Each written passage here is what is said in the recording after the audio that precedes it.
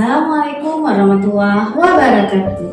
Halo generasi cerdas Indonesia, siswa-siswi kelas 8. Jumpa lagi di YouTube channel Ida 2802. Gimana kabarnya hari ini?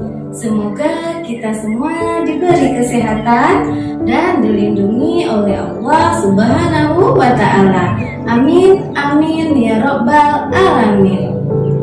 Baiklah Ananda, untuk pertemuan hari ini kita awali dengan membaca basmalah. Bismillahirrahmanirrahim. Pembelajaran kita kali ini masih membahas bab 3, memaknai peraturan perundang-undangan dengan materi proses penyusunan peraturan perundang-undangan nasional. Baiklah, kita akan bahas satu persatu. Yang pertama, Undang-Undang Dasar Negara Republik Indonesia tahun 1945. Undang-Undang Dasar Negara Republik Indonesia tahun 1945 merupakan hukum dasar dalam peraturan perundang-undangan. Sebagai hukum dasar, Undang-Undang Dasar Negara Republik Indonesia tahun 1945 merupakan sumber hukum bagi peraturan perundang-undangan dan merupakan hukum tertinggi dalam tata urutan peraturan perundang-undangan di Indonesia. MPR berwenang mengubah dan menetapkan Undang-Undang Dasar sesuai amanat pasal 3 ayat 1 Undang-Undang Dasar Negara Republik Indonesia tahun 1945. Perubahan terhadap Undang-Undang Dasar Negara Republik Indonesia tahun 1945 sudah dilakukan sebanyak 4 kali perubahan. Tata cara perubahan Undang-Undang Dasar ditegaskan dalam pasal 37 Undang-Undang Dasar Negara Republik Indonesia tahun 1945. Secara singkat sebagai berikut. Yang pertama, usul perubahan pasal-pasal diajukan oleh sekurang-kurangnya sepertiga jumlah anggota MPR dan disampaikan secara tertulis yang memuat bagian yang diusulkan untuk diubah beserta alasannya. Kedua, sidang MPR untuk mengubah pasal-pasal dihadiri sekurang-kurangnya 2/3 anggota MPR. Ketiga, putusan untuk mengubah disetujui oleh sekurang-kurangnya 50% ditambah 1 dari anggota MPR.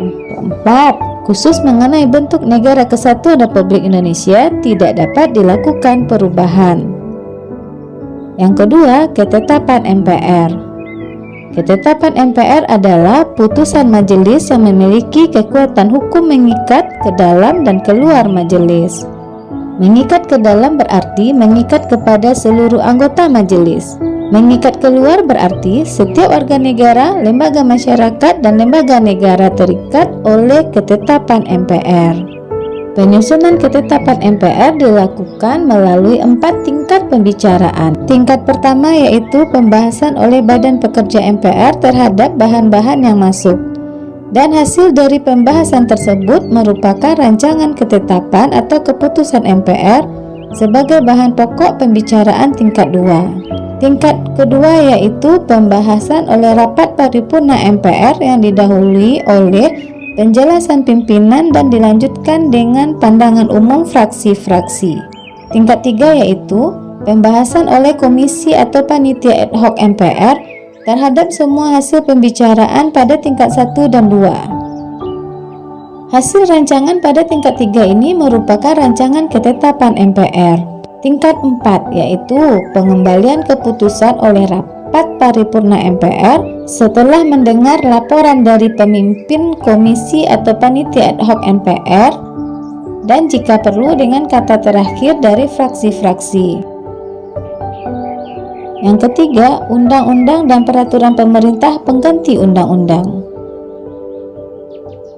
Undang-undang adalah peraturan perundang-undangan yang dibentuk oleh DPR dengan persetujuan bersama Presiden. Proses pembuatan undang-undang apabila rancangan diusulkan oleh DPR, yaitu yang pertama, DPR mengajukan rancangan undang-undang secara tertulis kepada Presiden. Kedua, Presiden menugasi menteri terkait untuk membahas rancangan undang-undang bersama DPR. Ketiga, apabila rancangan undang-undang disetujui bersama DPR dan Presiden, selanjutnya disahkan oleh Presiden menjadi undang-undang. Proses pembuatan undang-undang apabila rancangannya diusulkan oleh Presiden sebagai berikut. Pertama, Presiden mengajukan rancangan undang-undang secara tertulis kepada pimpinan DPR yang memuat penunjukan menteri yang ditugasi mewakili Presiden untuk membahas rancangan undang-undang bersama DPR. Kedua, DPR bersama pemerintah membahas rancangan undang-undang dari Presiden paling lama 60 hari terhitung sejak rancangan Presiden diterima.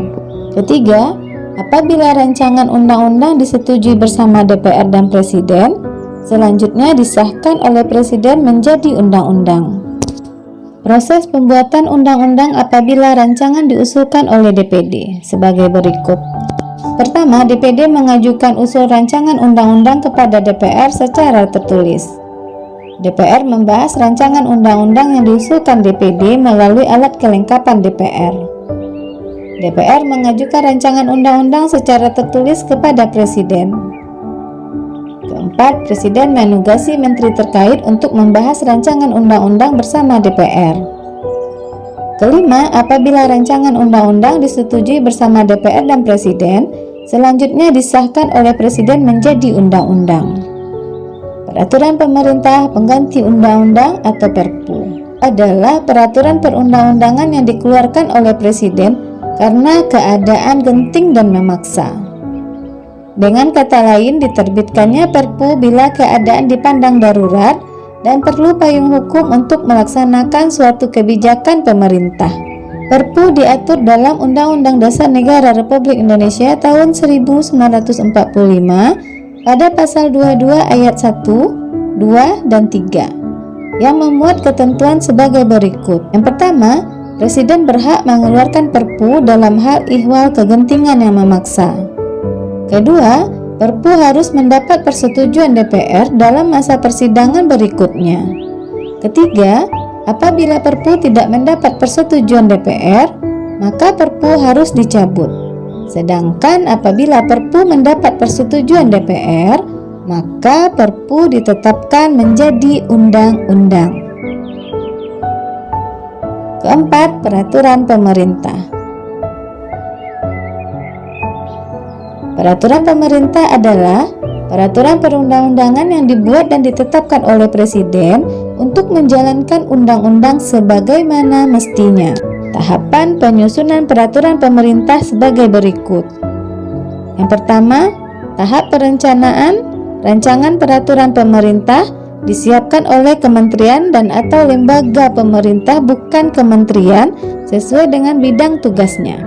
Kedua, tahap penyusunan rancangan peraturan pemerintah dengan membentuk panitia antar kementerian dan atau lembaga pemerintah bukan kementerian. Ketiga, tahap penetapan dan pengundangan peraturan pemerintah ditetapkan oleh Presiden, termuat di dalam pasal 5 ayat 2 Undang-Undang Dasar Negara Republik Indonesia tahun 1945. Kemudian diundangkan oleh Sekretaris Negara. Kelima, peraturan Presiden. Peraturan Presiden adalah peraturan perundang-undangan yang ditetapkan oleh Presiden untuk menjalankan perintah peraturan perundang-undangan yang lebih tinggi. Proses penyusunan peraturan Presiden ditegaskan dalam pasal 55 Undang-Undang Nomor 12 Tahun 2011, yaitu: pertama, pembentukan panitia antar kementerian dan atau lembaga pemerintah non-kementerian oleh pengusul. Kedua, pengharmonisasian, pembulatan, dan pemantapan konsepsi rancangan. Ketiga, peraturan Presiden dikoordinasikan oleh menteri yang menyelenggarakan urusan pemerintahan di bidang hukum. Keempat, pengesahan dan penetapan oleh Presiden. Keenam, peraturan daerah provinsi. Perda provinsi adalah peraturan perundang-undangan yang dibentuk oleh DPRD provinsi dengan persetujuan bersama gubernur. Proses penyusunan peraturan daerah provinsi sesuai dengan Undang-Undang Nomor 12 Tahun 2011 sebagai berikut. Yang pertama, rancangan perda provinsi dapat diusulkan oleh DPRD provinsi atau gubernur. Kedua, apabila rancangan diusulkan oleh DPRD provinsi, maka proses penyusunannya sebagai berikut. DPRD provinsi mengajukan rancangan perda kepada gubernur secara tertulis. DPRD provinsi bersama gubernur membahas rancangan perda provinsi. Apabila memperoleh persetujuan bersama, rancangan perda disahkan oleh gubernur menjadi perda provinsi. Yang ketiga, apabila rancangan diusulkan oleh gubernur, maka proses penyusunannya sebagai berikut. Gubernur mengajukan rancangan perda kepada DPRD provinsi secara tertulis. DPRD provinsi bersama gubernur membahas rancangan perda provinsi. Apabila memperoleh persetujuan bersama, rancangan perda disahkan oleh gubernur menjadi perda provinsi. Ketujuh, peraturan daerah kabupaten atau kota. Perda kabupaten atau kota adalah peraturan perundang-undangan yang dibentuk oleh DPRD kabupaten atau kota dengan persetujuan bersama bupati atau wali kota. Proses penyusunan perda kabupaten atau kota sesuai dengan Undang-Undang Nomor 12 Tahun 2011 sebagai berikut. Yang pertama, rancangan perda kabupaten atau kota dapat diusulkan oleh DPRD kabupaten atau kota atau bupati atau wali kota. Kedua, apabila rancangan diusulkan oleh DPRD kabupaten atau kota, maka proses penyusunannya sebagai berikut. DPRD kabupaten atau kota mengajukan rancangan perda kepada bupati atau wali kota secara tertulis. DPRD kabupaten atau kota bersama bupati atau wali kota membahas rancangan perda kabupaten atau kota. Apabila memperoleh persetujuan bersama, rancangan perda disahkan oleh bupati atau wali kota menjadi perda kabupaten atau kota. Yang ketiga, apabila rancangan diusulkan oleh bupati atau wali kota, maka proses penyusunannya sebagai berikut. Bupati atau wali kota mengajukan rancangan perda kepada DPRD kabupaten atau kota secara tertulis. DPRD kabupaten atau kota bersama bupati atau wali kota membahas rancangan perda kabupaten atau kota. Apabila memperoleh persetujuan bersama, rancangan perda disahkan oleh bupati atau wali kota menjadi perda kabupaten atau kota. Baiklah Ananda, selesai sudah pembelajaran kita pada hari ini. Semoga apa yang sudah kita pelajari dapat bermanfaat dan bisa kita terapkan dalam kehidupan kita sehari-hari. Tetap semangat dan lakukanlah hal-hal yang positif. Dan kita akhiri pembelajaran hari ini dengan mengucapkan hamdalah. Terima kasih.